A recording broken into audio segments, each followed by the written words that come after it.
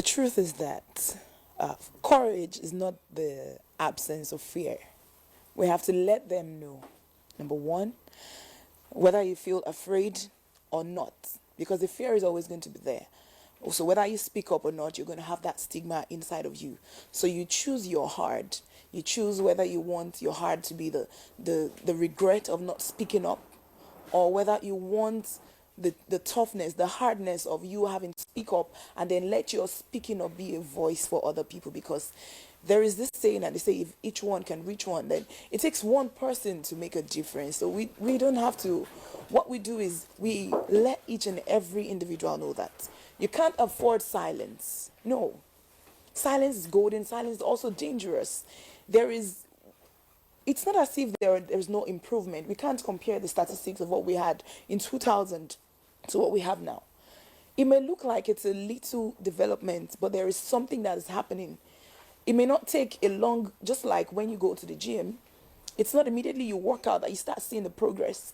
But some people tell you, oh, you're not losing weight or you're not building muscle, but something is happening in your body.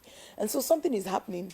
And it's because they feel a lot of change is something that is not easily accepted. We're going to face restrictions. We're going to face barriers. We're going to face people trying to, push back. But the more they try to push back, the more we keep pushing and we don't stop because of what we see.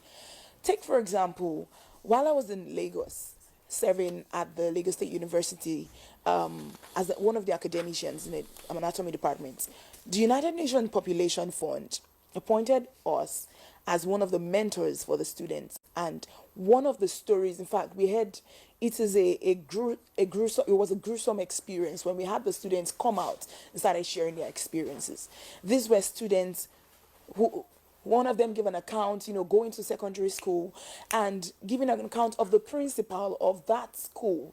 The principal will impregnate a student and turn that student to be a baby making machine, not for one set, not for two set, and it kept happening repeatedly until they had to report him. These are real life story.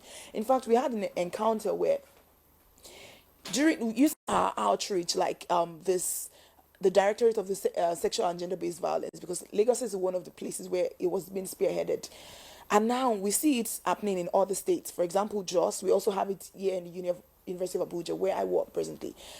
We saw another situation where a lecturer, a student was reporting. She gave a report that the lecturer has been pressuring her and this and that. So on the way when the team were on their way to that event, they caught that lecturer red-handedly. I mean, the student was already opened up. Her chest was already out, and the man was just, we caught him about devouring. Yes. And then it was just in time. The team arrived just in time for that intervention. And the man was dismissed. And one of the things that we see that helps these things not to thrive is where we have women represented in leadership.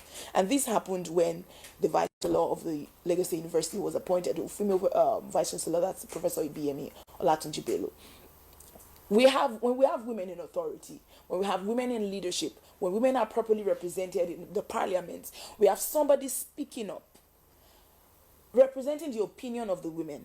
One of the version of the Apple Watches was withdrawn because they didn't have a woman to talk about how to monitor something as little as the menstrual hygiene that we have in the updated version of it.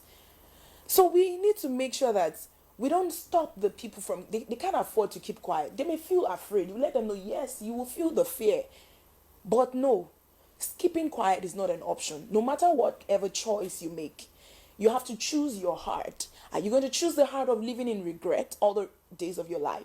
Or are you going to choose the heart of facing your fears and being a voice and seeing what your fears, you exposing your fears, how it has given life to other people? Because when somebody sees, oh, my sister spoke up, and they say, oh, they did this to my sister and she spoke up. If you try to do that to me, I'm going to report you, I'm going to speak up. You're giving voice to someone else. Yes, you may have the mental challenges, but you're not going to give up. And the joy that you see being replicated in the lives of other people because of your impact and because of your decision to speak up is actually going to keep you going.